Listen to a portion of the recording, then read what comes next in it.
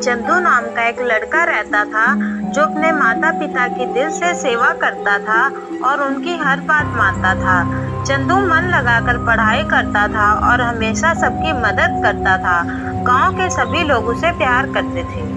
चंदू के पिता दिन भर फेरी लगाकर सब्जी बेचा करते थे और चंदू की माँ घर को संभालती थी। उसकी एक छोटी बहन थी जिसे वह बहुत प्यार करता था। पिता की कमाई से घर का खर्च तथा पढ़ाई का खर्च निकल जाता था।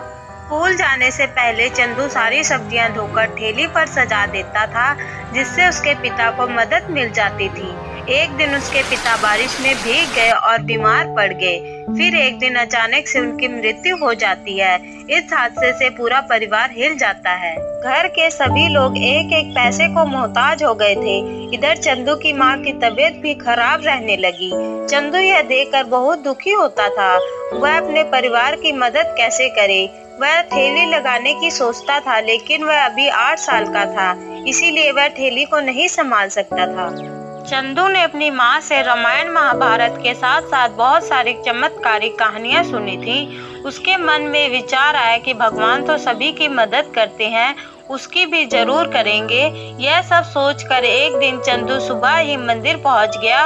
उसने वहाँ हाथ जोड़कर कहा, भगवान, मैं छोटा बालक हूँ, मुझे पूजा करना नहीं आता, लेकिन मैं आपसे विनती करता हूँ, भगवान मुझे सही रास्ता दिखाओ, हमारी मदद करो। इसी प्रकार चंदू रोज स्कूल के साथ साथ मंदिर भी जाया करता था और भगवान से विनती करता था। इसी प्रकार महीने गुजर जाते हैं। इस दौरान भगवान ने ना उसे दर्शन दिए और ना ही इसकी परेशानी दूर हुई। कभी कभी चंदू निराश हो जाता कि उसे पूजा ही नहीं करनी आती, इसीलिए भगवान उसे दर्शन नहीं दे रहे। फिर भी चंदू ने मंदिर जाना नहीं छोड़ा। आखिरकार एक दिन देवी माँ को उस नन्हे भक्त पर दया आ गई। एक दिन जब चंदू बिस्तर पर गहरी नींद में सो रहा था, तभी उसे लगा कि आकाश में एक तेज रोशनी आ रही है और उसका पूरा कमरा रोशनी से भर गया है। कुछ देर बाद उस रोशनी से एक परी बाहर निकलती है। वो वैसी थी जैसा कि उसने किताबों में पढ़ा था। चंदू को यकीन नहीं हो रहा था कि वह यह सब क्या देख रहा है। तभी परी ने मुस्कुराते हुए कहा, चंदू, मैं सच में तुम्हारे सामने खड़ी हूँ। फिर चंदू कहता है, तो क्या आप परी हो? परी ने कहा, हाँ मैं परी हूँ। चंदू की हड़बड़ाहट में आवाज नहीं निकलती है। परी ने फिर मुस्कुराते हुए कहा, चंदू, हमें देवी माँ ने भेजा है। यह सुनकर चंदू बहुत खुश हो गया और वह परी से कहता है, अगर आपको सच में देवी माँ ने भेजा है तो मेरी माँ को ठीक कर दो। मेरी माँ बहुत तकलीफ में है, मुझे उन्हें इस प्रकार देखा नहीं जाता है, मुझे बहुत दुख होता है।